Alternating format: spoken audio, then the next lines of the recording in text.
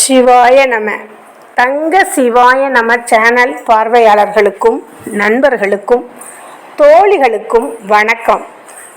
இன்றைய தினம் ஒரு அழகான ஔவையாரின் இலக்கிய புலமையால், இலக்கிய தமிழ் புலமை விளையாட்டால் உண்டான ஒரு இலக்கிய பகிர்வினை காண்போம்.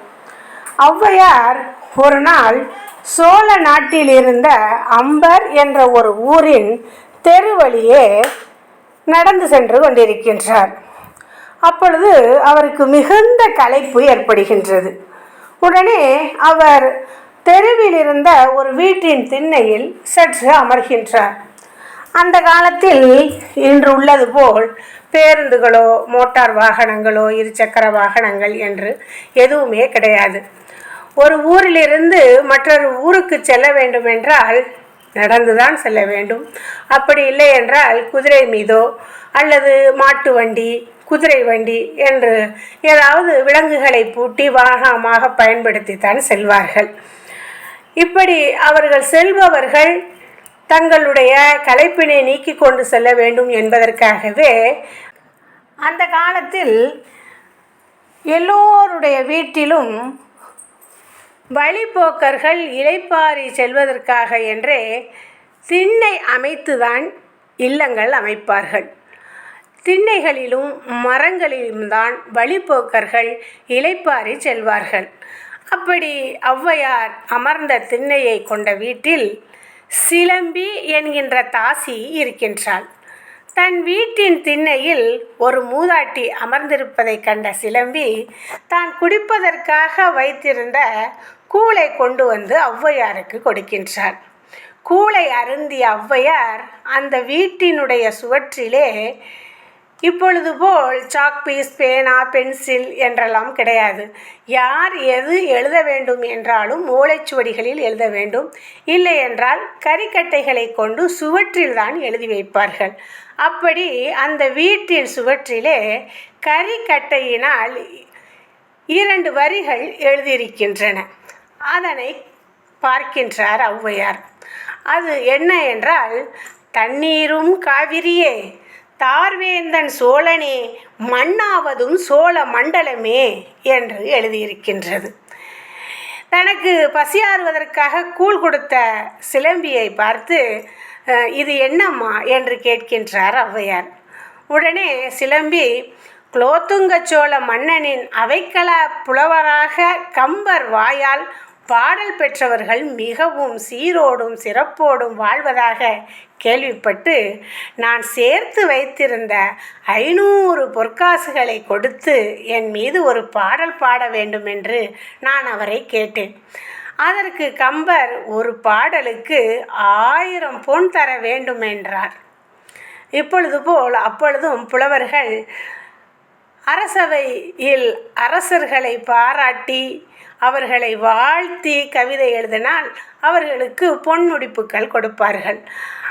அதே போன்று 1000 பொற்காசுகள் தந்தால்தான் உனக்கு ஒரு பாடல் நான் எழுத முடியும் என்று கம்பர் சொல்ல, அவள் 500 பொற்காசுகள் தான் நான் சேர்த்து வைத்திருக்கிறேன் என்று அந்த 500 பொன்னை கம்பரிடம் கொடுத்ததும், இந்த 500 பொன்னுக்கு நான் அரை பாடல் தான் அம்மா எழுத முடியும் என்று கரிக்கட்டியால் இந்த 2 வார்த்தைகளை சுவற்றில் எழுதிவிட்டு போய்விட்டாரம்மா என்கின்றாள் சிலம்பி.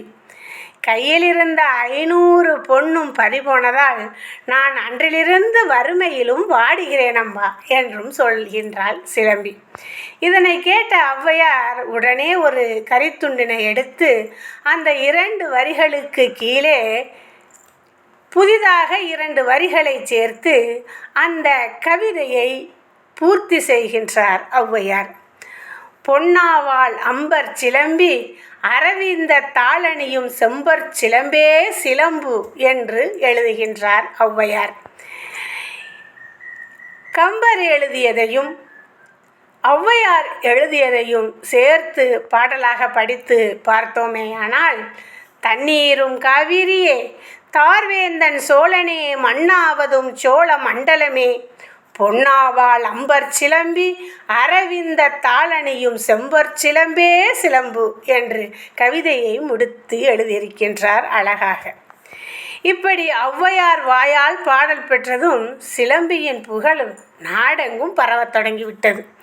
அவள் கால்களில் செம்பொன்னிலால் ஆன சிலம்பணியும் அளவிற்கு பெரிய செல்வச் சீமாட்டியாக மாறிவிடுகின்றாள். தான் 500 பொன் பெற்று ஏழையாக்கிய சிலம்பியை ஔவையார் கூழுக்கு பாடி செல்வச் செழிப்பு மிக்கவளாக்கி விட்டதை கேள்வியுற்ற கம்பருக்கோ ஔவையார் மீது மிகுந்த கோபம். ஒரு நாள் ஔவையார் அரசவைக்கு வருகை தந்தார். கம்பர் ஔவையார் அவர்களை அவமானப்படுத்த வேண்டும் என்று ஔவையாரை நோக்கி 1 காலடி 4 இலை பந்தலடி என்று ஸ்லேடையாக ஒரு தொடரை சொன்னார். எதற்கு 1 கால் இருக்கும், ஆனால் 4 கூரை இருக்கும் என்பதே இப்பாடலில் உள்ள கேள்வி. 1 காலடி 4 இலை பந்தலடி. 4 இலைகள் சேர்த்து செய்யப்பட்ட கூரை போல காட்சி தரும் ஆரை என்கின்ற கீரைக்கு ஒரே ஒரு அடிப்பகுதிதான் இருக்கும். அதுதான் 1 காலடி 4 இலை பந்தலடி என்பது. இந்த பாடலுக்கு உள்ள கேள்விக்கான விடை ஆரைக்கீரை என்பது பதில். அதை தான் விடுகதையாக கேட்டார் கம்பர். அதில் டி என்கின்ற எழுத்தை சேர்த்து சொன்னார். டி என்பது பெண்களை மரியாதையின்றி தரைக்குறைவாக குறிக்க பயன்படுத்தும் ஒரு எழுத்து. கம்பர் அந்த எழுத்தினை சொல்லில் பயன்படுத்தி விடுகதையினை கேட்டார்.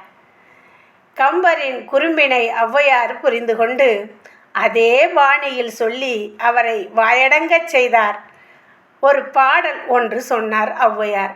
அது என்ன பாடல் என்றால், 8 கால் லட்சணமே யமனேறும் பரியே மட்டில் பெரியம்மை வாகனமே முட்டமேற் கூரையில்லா வீடே குலராமன் தூதுவனே ஆரையடா சொன்னாயது என்று ஔவையார் பாடிய பாடலின் பொருள் என்ன என்று நாம் சற்று சிந்திப்போமா?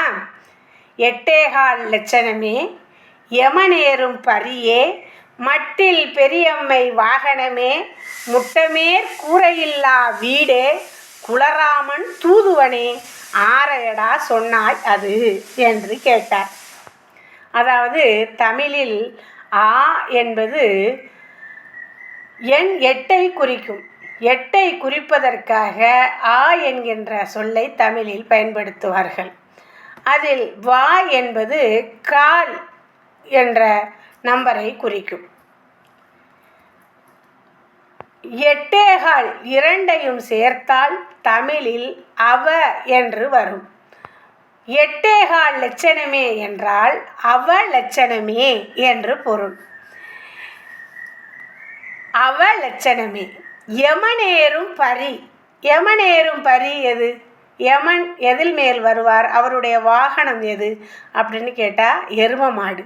யமனேறும் பரியே என்றால் எருமையே என்று பொருள்.